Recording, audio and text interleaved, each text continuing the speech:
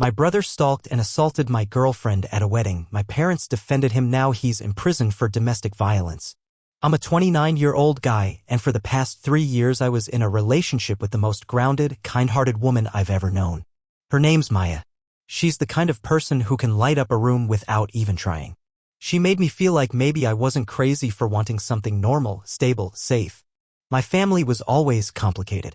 Especially my older brother, Ryan. He's 32 now, but mentally? Emotional high school bully in a man's body. Growing up, he was the golden child to our parents, especially my mom. He could do no wrong. Failing grades? He's just not a school person. Ditching holidays? He's independent. Fist fights with neighbors? Boys will be boys. So when I introduced Maya to my family, I was cautiously optimistic. She's charming, professional, warm, the kind of woman even judgmental parents usually fall for. And they did at first. My dad was polite, and my mom even complimented her dress the first time we had dinner together. But Ryan? He gave her that smug once-over and said, "Damn bro, didn't know you had it in you." I laughed it off at the time. So did Maya, kinda. But looking back, I should have seen it for what it was, the beginning. From that day on, every time we visited, he'd hover too close to her. Offer her wine even after she declined. Comment on how tight her yoga pants were. Once he even asked her if she had a sister, hopefully not as loyal as you. Maya would smile politely and change the subject, but I could see it bothered her. I asked her once if she was uncomfortable and she said he's just a little intense. But I'm okay. She was trying to protect me. I know that now. My parents brushed it all off when I brought it up. Mom literally said Ryan's just playful. Don't be so sensitive. My dad waved it away with, "You know how he is." Yeah, I do. I knew how he always was. Still, things went on. Maya and I got engaged last year. We moved in together, adopted a dog, and started planning a future. The wedding was set for April, small but beautiful. We rented this rustic vineyard venue about an hour outside the city. Everything was perfect. Until it wasn't. I'll get into the wedding day itself in part 2, but this is the foundation. The slow, creeping sense that my family, especially Ryan, was never going to let me just be happy. That I was always going to have to fight for my own peace. I ignored so many red flags because I didn't want to believe what I already knew deep down. Ryan was dangerous and my parents were enablers. More to come. Our wedding was supposed to be the happiest day of our lives. I woke up that morning with butterflies in my stomach. Not nerves, just pure anticipation. Maya looked like something out of a dream in her dress. All lace and calm confidence. Smiling like she hadn't noticed the storm brewing behind her. But I had. Ryan had already been acting weird the night before at the rehearsal dinner. He got drunk, loudly toasted Maya, calling her a dime, and way too hot for a nerd like my little bro, and made a point of sitting next to her the entire evening. She tried to laugh it off, but she later told me his hand kept brushing her thigh under the table. I asked why she didn't say something in the moment, and she said, "It's your brother. I didn't want to cause drama before the big day. I should have said something then, or kicked him out, but I was a coward. Or maybe I still believed I could manage him, keep things under control." The ceremony was outdoors, under a willow tree surrounded by vineyards. It was beautiful. For a while I forgot everything. We exchanged vows, people cried, and we kissed as husband and wife. But then we got to the reception, and everything went to hell. I was mingling, shaking hands, having that post-wedding adrenaline rush, when Maya's maid of honor, Rachel, came up to me looking pale. "Where's Maya?" I asked. "She's in the back garden," she said. "Your brother's there too." Instant dread hit me. I sprinted to the back of the venue, and there she was. Maya backed up against the wall of the wine cellar, arms crossed tight across her chest, looking terrified. Ryan was inches away from her face, whispering something I couldn't hear. When I shouted his name, he jerked back, startled but not ashamed. "What the hell are you doing?" I barked. "Relax, man," he slurred. "I was just telling her she could still back out if she wanted to. Maybe she likes guys with a little more edge." I saw red. I shoved him hard and he stumbled. Then Maya said something that made the blood drain from my face. "He grabbed me." "What?" I turned to her. "He cornered me here. Said I was too sexy to waste on a boring life. He grabbed my wrist. I told him to stop, and he laughed. Said I'd change my mind." I looked down. Her wrist had a red mark. I lost it. My dad showed up just in time to break up the fight. Ryan tried to act like I was the aggressor. "You're ruining your own wedding, bro," he shouted, holding his beer like a shield. And here's where things got truly twisted. My mom ran in and scolded Maya. "You're being dramatic," she snapped. "It's his brother's wedding too. Maybe don't wear something so tight next time." Maya just stared at her, stunned. Rachel and another groomsman pulled Maya away while I stood there in disbelief, watching my parents' close ranks around Ryan. My dad looked at me and said, "Don't do this here. Don't make a scene." So I made a choice. I stood on a chair in front of everyone and said, "My brother assaulted my wife. If you're okay with that, you can stay. If not, I'll understand." The room went quiet. A few people left. Most stayed, though shaken. Ryan was escorted off the property by venue security after refusing to leave quietly. My mom sobbed like she was the victim. "You've humiliated us," she shouted as she left with my dad and Ryan. I wanted to scream back, "You humiliated yourselves," but I didn't. I just held Maya and apologized over and over. The rest of the night was a blur. We ended the party early. Our honeymoon got postponed. We spent the next few days in our apartment. Shaken. Maya kept asking, "Did I do something wrong?" And it broke me every time. And the worst part? My parents kept calling, texting, emailing, defending him. My dad even said, "He was drunk. He didn't mean it. You're blowing this out of proportion." I wasn't just betrayed by my brother. I was betrayed by my entire family. And that was just the beginning. A week after the wedding, we still hadn't heard a single word of genuine remorse from Ryan or my parents. Maya was trying to process what happened, but how do you make sense of something like that? Being assaulted by your husband's brother on your wedding day, then blamed for it by the people who were supposed to protect you? My mom texted me on the 7th day like nothing had happened. "Hope you two are settling in as newlyweds. Dad wants to plan a dinner, let us know when you're free." I didn't even respond. Maya saw the message over my shoulder and just shook her head. She didn't say anything, but I knew what she was thinking. They're pretending this never happened. A few nights later, my phone rang. It was Rachel, Maya's maid of honor, sounding rattled. "Do you remember Jenny Martin?" "From high school?" she asked. Vaguely, I said. "She dated Ryan for a while, right?" "Yeah. She just posted something on Facebook. It's gone now, but I screenshotted it. I think you should see it." She sent it over. My blood ran cold. The post said, "Seeing the way the guy acted at that wedding brought back everything I tried to forget. He did the same to me.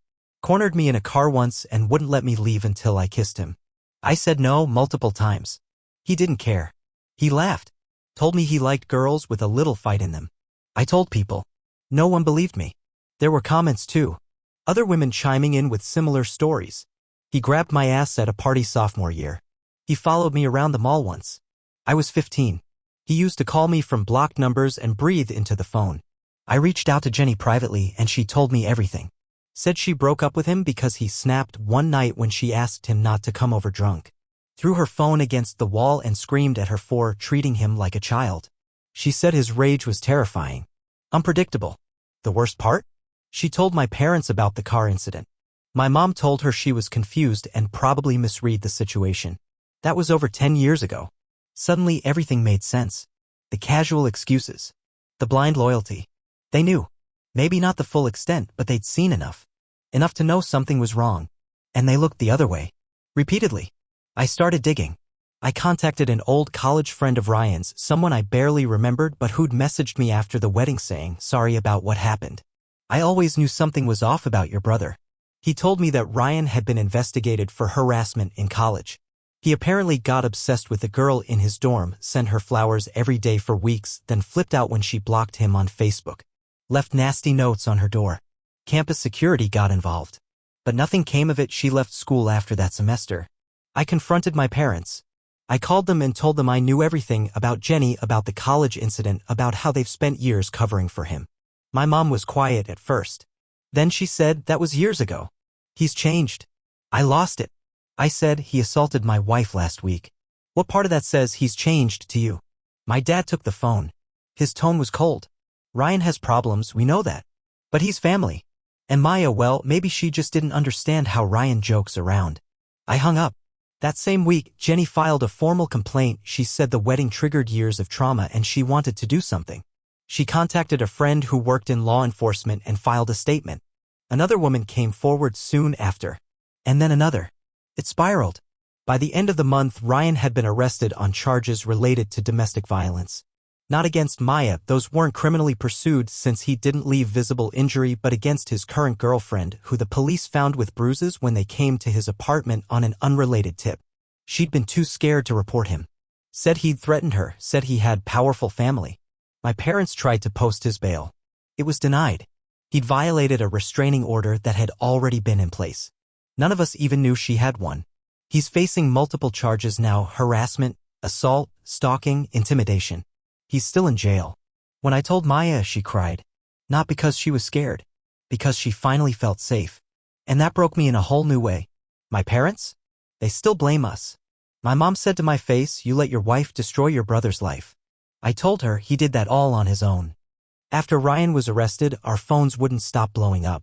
My mom left voicemails crying about how the family is falling apart, how Maya had ruined her son's life, and how I was letting it happen. She said things like, "I raised 2 boys.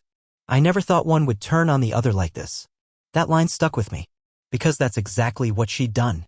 Turned a blind eye to one son destroying the other over and over for years, and now, when I finally drew a line, she acted like I was the traitor. The hardest part of all this wasn't losing Ryan. It was losing them. I grew up thinking my parents were flawed but decent. That their favoritism, the way they coddled Ryan, was just parenting mistakes.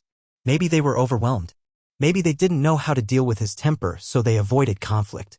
I spent years making excuses for them. But there's no excuse for what they did now. After the arrest, my mom came to our apartment unannounced. I opened the door to see her standing there, holding a Tupperware container of lasagna like it was supposed to make everything okay. She tried to hug me. I stepped back. "Please," she said, tears in her eyes. "We just want to talk." Maya was in the other room. I turned and saw her standing frozen in the hallway, her face pale. I looked my mother straight in the eye and said, "If you're here to defend Ryan, you can leave." She went quiet for a moment. Then she said, "He's your brother, honey. Family is complicated. He needs help, not punishment." "No," I said. "He needs consequences. For once in his life." Then she turned it on Maya. "She's just so dramatic. I'm not saying he was right, but she's making it into something bigger than it was." I think I blacked out for a second from sheer rage. I took the lasagna from her hands, put it on the floor of the hallway, and closed the door in her face. I stood there for a second, breathing hard. Then I turned and saw Maya just watching me. Her eyes welled up and she walked over and hugged me.